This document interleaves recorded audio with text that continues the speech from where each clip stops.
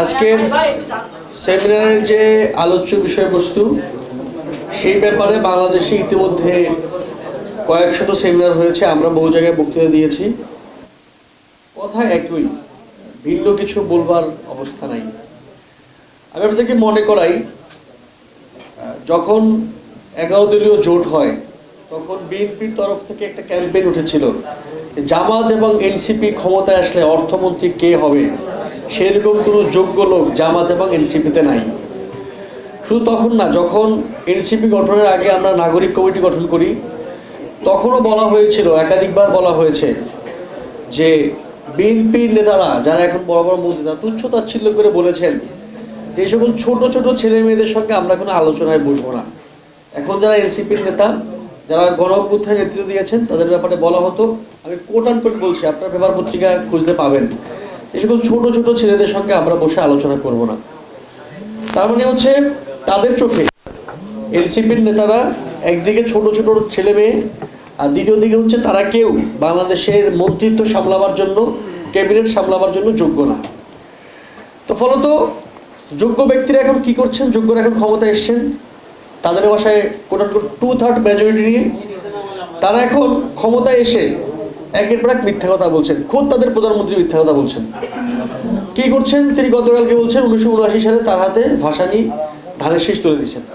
একটা লোক মারা গেছে তার থেকে প্রায় 3 বছর আগে, 3 বছর পর সেই লোকটাকে তার হাতে এসে ধানের শীষ তুলে দিয়েছেন।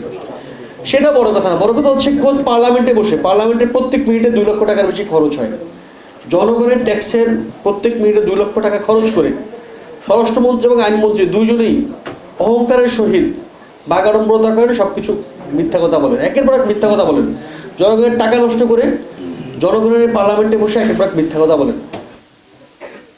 হুট করে এসে বললেন যে যেই গুম প্রতিকার অধ্যাদেশটি ইন্টারিম গভর্নমেন্ট জারি করেছিল সেখানে নাকি গুমের সাথে 10 বছরের বেশি নাই।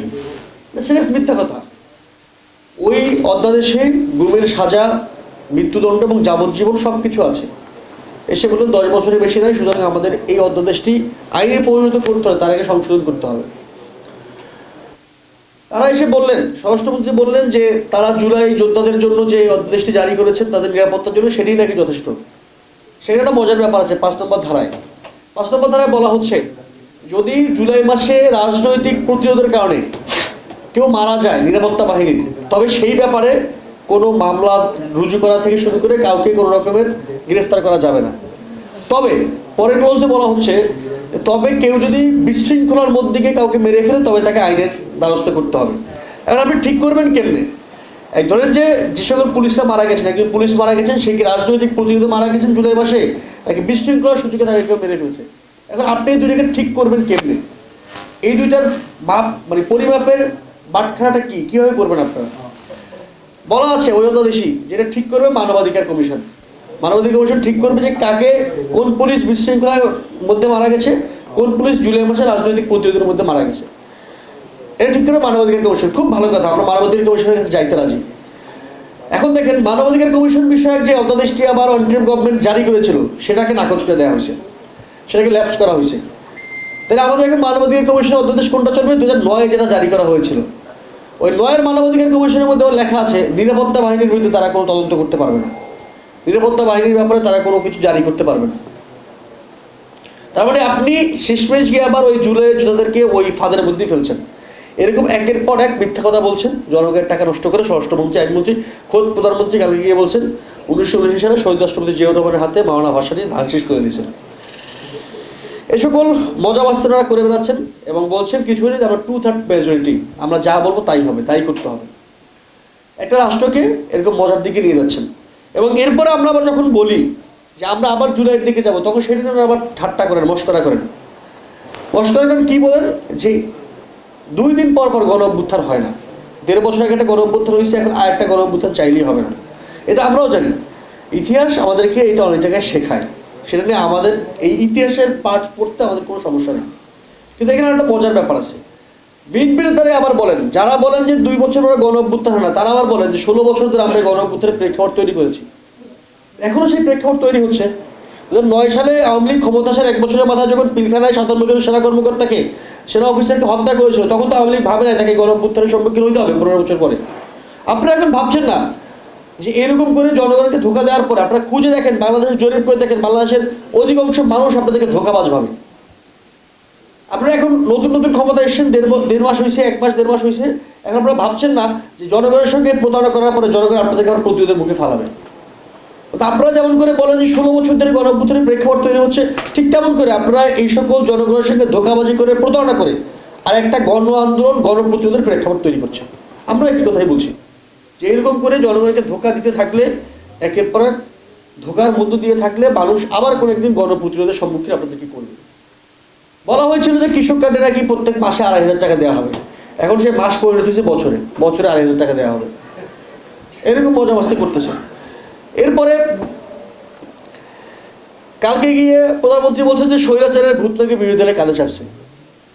যার ন্যূনতম পলিটিক্যাল সায়েন্স নিয়ে পড়ালেখা আছে, 2-4টা সূত্র পড়া আছে, সে জানে কখনোই পৃথিবীর কোনো সিভিক স্টেটে, কোনো সভ্য রাষ্ট্রে বিরোধী দল কখনো ফ্যাসিজমের ভূমিকায় যাইতে পারে না। এটা সবসময় সরকার দল যায়, কারণ রাষ্ট্রের সকল স্টেট মেকানিজম সে হোল্ড করে। তিনি বলছেন যে বিরোধী দল যাচ্ছে স্বৈরাচারের ভূমিকায়। এরকম কাণ্ডজ্ঞানহীন বক্তৃতা করে জনগণের মধ্যে আসার চেষ্টা করছেন। এখন আসলে বোঝা যাচ্ছে যে আসলে প্রধানমন্ত্রী কেন কথা বলেন না। এটা রিজন আছে যে প্রধানমন্ত্রী কথা বললেই, মানে কেন সালাউদ্দিন আহমেদকে দিয়ে কথা বলান, কেন প্রধানমন্ত্রী কথা বলেন না, যে আইনের ব্যাখ্যা খোদ আইনমন্ত্রী দেওয়ার কথা সেটা আইনমন্ত্রী কেন দেন না, যেই গণভোট নিয়ে পার্লামেন্টে প্রধানমন্ত্রী কথা বলার কথা সেটা কেন প্রধানমন্ত্রী বলেন না, এটা গতকালকে স্পষ্ট হয়ে গেছে। যে আইনমন্ত্রী কথা বললেও মিথ্যা বলেন, প্রধানমন্ত্রী কথা বলতে গেলেও কাণ্ডজ্ঞানহীন কথা বলেন। ফলত একজন আছেন, তাকে দিয়ে সকল পরিস্থিতি সামলানোর চেষ্টা চলছে। সালাউদ্দিন ভাইয়েরও দোষ নেই, সালাউদ্দিন ভাইকেও দল বলে, তিনিও গিয়ে এইসব দলের হয়ে এই সকল কথাবার্তা বলেন, তারও বলতে হয়। সে হয়ে গেছে বিএনপির একা একজন মানুষ, তিনি একাই সব কিছু বলেন আর জনগণ শুধু তার উপরে খেতেন, কিন্তু তিনি ছাড়া কথা বলার মতো কেউ নাই। এনিওয়ে, আমি একটা কথা দিয়ে শেষ করি, সেটা হচ্ছে আপনারা দেখেছেন গতকালকে এনসিপির মুখ্য সংগঠক হাসিনাত আব্দুল্লাহর উপরে মব হয়েছে চিটাগাংয়ে। স্বরাষ্ট্রমন্ত্রী মন্ত্রিত্ব পাওয়ার পরে বলেছেন মব কালচারের দিন শেষ। মব কালচারের দিন শেষ হয়েছে কেমনে? সরকার ক্ষমতা আসার পরে এই পল্টনে বাসসের অফিস আছে, এখানে বাংলাদেশের কোনো সাংবাদিক থাকতে পারেন, এমডির অফিসে বিএনপির লোকজন গিয়ে হামলা চালাইছে, তার উপরে মব করছে, মব কালচার শেষ হয়েছে।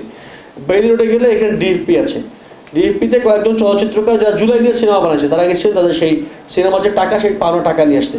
ছাত্রদলকে ডেকে এনে বিএনপির একটা তাদের উপরে হামলা করছে, তাদের মাথা ফাটাই দিছে, কান ফাটাই দিছে। আপনারা দেখেছেন যে কয়েকদিন আগে একটা মাজারে হামলা চালানো হয়েছে, এবং সেখানে একজন ব্যক্তিকে তার শরীয়তের আকীদা কি, তিনি কোন বিশ্বাস পোষণ করেন, এটা ভিন্ন একটা ডিবেট, ভিন্ন আলোচনা। এটা নিয়ে আমাদের আলেমরা আলোচনা করতে পারেন, আমরা এই আলোচনার জন্য যোগ্য ব্যক্তি নই। কিন্তু একজন ব্যক্তিকে আপনি এভাবে কোনো রকমের বিচার ছাড়া, আদালত ছাড়া মেরে ফেলতে পারেন না, এটা একটা রাষ্ট্রের চরিত্র হইতে পারে না। তবে সেরকম লোক, একটা লোককে মেরে ফেলা হয়েছে, একদম জলজন্ত একটা মানুষকে দুপুরের বেলা কুপায় মারা ফেলা হয়েছে। গতকালকে গণঅভ্যুত্থানের একজন নেতা এবং একজন নির্বাচিত সংসদ সদস্য, যিনি সালাউদ্দিন আহমেদের কলিগ, সহকর্মী, তার উপরে মব করা হয়েছে। আজ অব্দি স্বরাষ্ট্রমন্ত্রী এই ব্যাপারে কোনো কিছু বলেন নাই। দেখবো তিনি মব কালচার কীভাবে শেষ করেন। শেষে আরেকটা বলি যে সবচেয়ে বড় বিপদে আছেন আমাদের নূর ভাই, সবচেয়ে বড় বিপদে আছেন সাকিব ভাইরা। ওনাদের জন্য মুশকিল হয়ে গেছে, ওনারা বিএনপির সঙ্গে না গেলে মন্ত্রিত্ব পাইতেন না।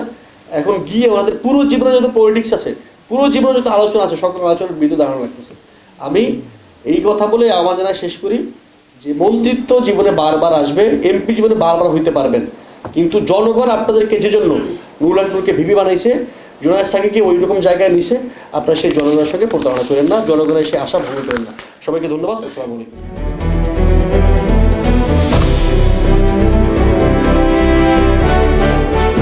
দিনাজপুর টিভি, মানুষের জীবনের কথা বলে।